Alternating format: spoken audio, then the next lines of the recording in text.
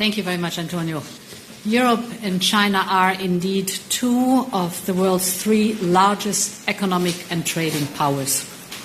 And this makes our relationship one of the most consequential of the 21st century. From the outset, Europe's approach has been clear, consistent, and result-driven. We are defending our interests.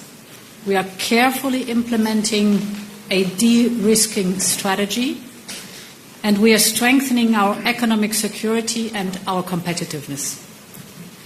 Meanwhile, we remain committed to frank, respectful, and open dialogue with China, and today's summit provided exactly that. It was a valuable opportunity to work towards concrete progress in key areas of our bilateral relations, but we also clearly explained our concerns to the Chinese leadership, particularly in trade and investment. And let me start with this. A few figures. Today, the European Union accounts for an impressive 14.5% of China's total exports. Yet China only represents 8% of our exports. These numbers speak to the scale of our relationship, but they also expose a growing unbalance. It is mostly due to an increasing number of trade distortions and market access barriers. But unlike other major markets, Europe keeps its market open to Chinese goods. This reflects our long-standing commitment to rules-based trade. However, this openness is not matched by China. The European Union's trade deficit with China has doubled in the last decade, reaching more than 300 billion euros by now. So we have reached a clear inflection point. As we said to the Chinese leadership, for trade to remain mutual, beneficial, it must become more balanced. Europe welcomes competition, we like competition, but competition has to be fair. So we raised three priority areas where we believe progress is both possible and needed. The first is market access. Reciprocity is a simple and clear principle in this regard. At our summit, I referred to the importance of reciprocity in the public procurement, and today we agreed to work on concrete solutions for that. Second, we discussed at length the issue of overcapacity in China's economy. You know the crucial sectors like, for example, steel, solar panels, electric vehicles, batteries, and others. The subsidized production does not match the domestic demand in China, and therefore overcapacity produced here goes to other markets. But the more other markets restrict Chinese exports, the greater the risk of trade diversion and pressure on the European Union's single market. And this puts our own industrial competitiveness at risk at a time when we are making significant investments, for example, in clean energy transition. The Chinese leadership has started to look into this issue under the term involution and expressed willingness to support more the consumption and less the production part. This is important. We need to see progress on this issue, because without progress it would be very difficult for the European Union to maintain its current level of openness. The third issue we raised was export controls on rare earth and permanent magnets from China.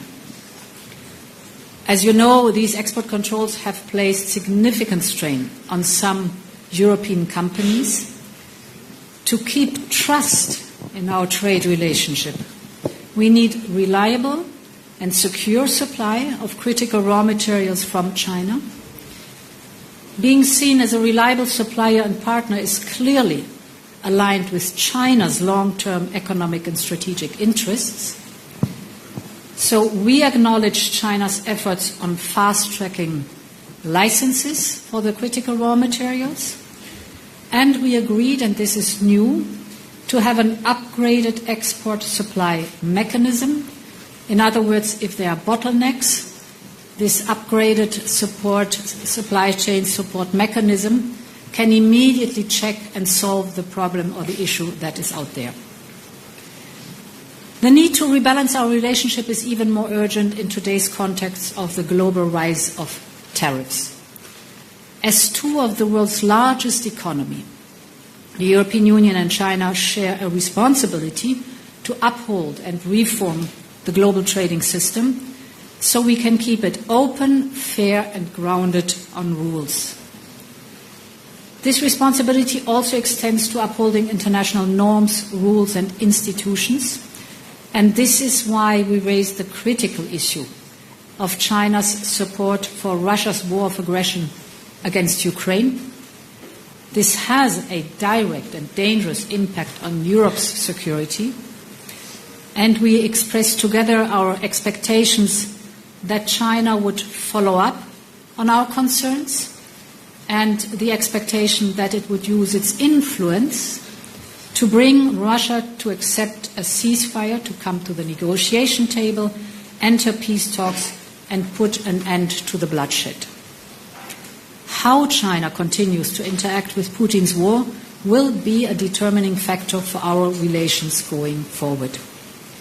Finally, we discussed climate change. Our joint statement on climate and the environment is a big step forward. We both see the opportunities to work closer together in sectors such as emission trading, just introduced here in China, carbon capture and storage, the circular economy, and our cooperation can set a global benchmark. Together, the European Union and China must uphold the Paris Agreement now more than ever. The European Union is doing its fair share. China's climate ambition matters immensely. We are both convinced that the triple planetary crisis of climate, biodiversity loss, and pollution requires a strong multilateral framework, and we both want COP30 in Belém to deliver ambitious results. From the summit, I gather that there is a lot we can do together. Despite our difference, and we have differences, we can find pragmatic solutions. Europe will always defend its interests, as China would.